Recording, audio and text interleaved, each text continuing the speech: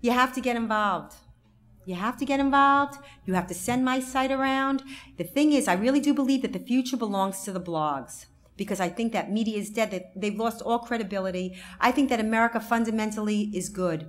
I think Americans, unlike any other nation on earth, freedom is in their DNA. They are not used to not having it. They're not going to want to not have it. They're not going to go down quietly. They're not. And that's why the Second Amendment is so key now. You see that Obama is trying to abdicate our Constitution, which is unconstitutional, by the way, to the UN. They're writing legislation on Second Amendment. They're writing legislation on hate speech. He wants to abdicate American sovereignty to international law. And I tell you that nothing could be more dangerous. Because let's be honest, if there's one world government, and the one world government is a dictatorship, what are you going to do? You're going to conspire? Yeah, I'll be with you. And I'll be in the grave with you 5 minutes later. There's nothing wrong with nationhood. Nationhood is a good thing. Nationhood is a great thing. And they try and make that as the evil. Even, they try to make that as the evil in World War II. Oh, German nationalism was bad. I don't think that's the lesson that they should have taken from it, that nationalism was bad. I don't think French nationalism is bad or English nationalism. I don't think it's bad. I think it's a good thing. I think what they should have taken away from World War II is that they were evil, that they were monsters, and that they should never do it again. And they should stop fetishizing dead Jews and make memorials to dead Jews and start saving the live ones. If I see one more memorial to the Shoah, I'm going to vomit. And they do nothing about the jihadis that tear through their streets. Nothing about Alan Halimi, kidnapping this Jew. And they kept trying to kidnap a Jewish guy, and they got him. And what they did 3 weeks in a homemade concentration camp, putting cigarettes out on his face, pouring acid on him. Let me tell you, but the real crime, you could say, well, there's always going to be it was all in the name of jihad, because the Jews are the most reviled, although the Christians have no cakewalk there either, just for knowing. The whole building knew. The whole building knew, and people were coming in on a regular basis to torture him. And I will not go into the torture here, but it's unspeakable. It's unspeakable. But I can tell you, if he had been a black man, let me tell you something. There would be huge buildings constructed already. There's something wrong. There's something wrong with the whole epistemology, the nature of the knowledge. I mean, even the affirmative action, it's vicious. It's vicious. On so many levels. First of all, it's an insult. I'd be insulted. What are you saying, that I'm not good enough? So I need like a curve. You used to have a curve in school. What are you saying? I mean, when you lower expectations, people will not fail you. When you raise expectations, people will not fail you either.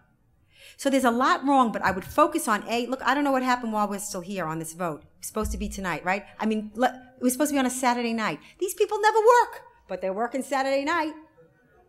They just want to get it through, and I'll tell you why. Because whatever they pass, whatever gets through, they got it through, and then they start the amendments. And then they'll get in paying for abortion. They'll get it in. And look, I have 2 sisters that are doctors, and I can tell you a couple things. My oldest sister, Jessica, was a valedictorian. You're going to have such a shortage of doctors. You can't tell people to go to school till they're 30 and then tell them they're going to make 5 cents. And what I want to know is, I want to know why there's not law reform. I want to know why lawyers at $400 or $500 an hour, why I need law reform. I really do. I mean, if you have money you want to leave to your kids, or you have a divorce, or anybody that's had any involvement with lawyers knows it's a fortune. And for us, in doing what I do, litigation warfare is a big tool of jihad. You take care. Last I looked, they got another $50 million from Saudi Arabia. They sue you. So you take someone like me. What am I going to do? What am I going to do? They went to sue me. I got this letter from this Islamist rabbi. Yeah, an Islamist rabbi. Don't ask. True story. And because I called him crazy. So he's going to sue me for defamation of character. So a blogger friend of mine sent me a picture of the crazy rabbi with his face like contorted, going like this to the camera. So I ran the picture, giant, with his letter. And then one of my readers was a First Amendment lawyer, and he took the case. But you see, that's very ad hoc. You can shut people up. You will shut people up. This is the danger. Sorry about that. This is the danger. Litigation jihad, academic jihad. I mean, look, you see in England, you're not allowed to talk about you can't teach the Holocaust anymore.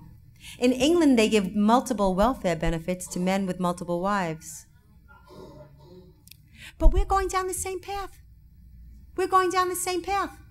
If anything, Europe is a warning for us, and that's why I'm such a strong supporter of Geert Wilders. He is our proxy in the war and in the trial of the jihad. He's going on trial for fitna. If you've not seen fitna, see it. It is merely footage of terror attacks and the Quranic verses that inspired them. That's it. And he's going on trial. He's a Dutch parliamentarian. Britain banned him. I'm trying to show you it's the world. It's the whole world. And the OIC, the Organization of the Islamic Conference, which is a bloc of Islamic countries, 57 countries, 57 if you include the Fakistinians, and they do, that vote as a bloc. They are the most powerful bloc in the UN. They are now driving the UN. The Organization of the Islamic Conference, don't forget it, because they are an evil force, and they are in all of our lives. And Obama, he had the Secretary General to the White House of the Organization of the Islamic Conference. They are driving the UN bus, and the UN is getting tremendous credibility because America is handing it over to the UN. The Organization of the Islamic Conference, OIC. I don't want you to forget that. Very important, very powerful. Could you imagine an organization of the Christian Conference? Oh, wait, the organization of the Jewish Conference? The thing is that, I mean, it would never fly, but here is, and in the decades that they have been in existence, never once, not once, has one of them ever, of the 56 plus one, voted off the reservation. Never. Always as a block. And you know what they're trying to impose? They're trying to impose defamation of religion, and criminalize it. And this is critical. Freedom of speech is the line in the sand. People say, aren't you worried, Pamela? And as long as I got freedom of speech, as long as I can debate my ideas, as long as I can get my ideas out there, I know my ideas are better. I know that America is better. I know that my culture is better. I know it. I have no problem. But once I can't speak, once free men can't speak, then they must resort to violence. They have no choice.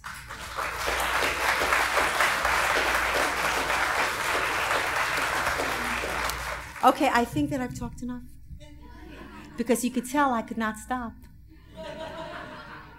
But I'm more than happy to take questions. Go ahead, a hand already, I love it, go ahead. Do you know if there's any action to try to support the Berries so that they could be, if they were tired of litigations, that they could not focus on RIFCA? Okay, what worries me about deporting the Barrys, all right, what worries me about deporting the Barrys is I don't want her deported. I did, if regular Atlas readers must have seen the interview I did with a Sri Lankan, that's where she's from, a Sri Lankan apostate, and she said to me, if that girl goes back to Sri Lanka, she's dead, she's finished.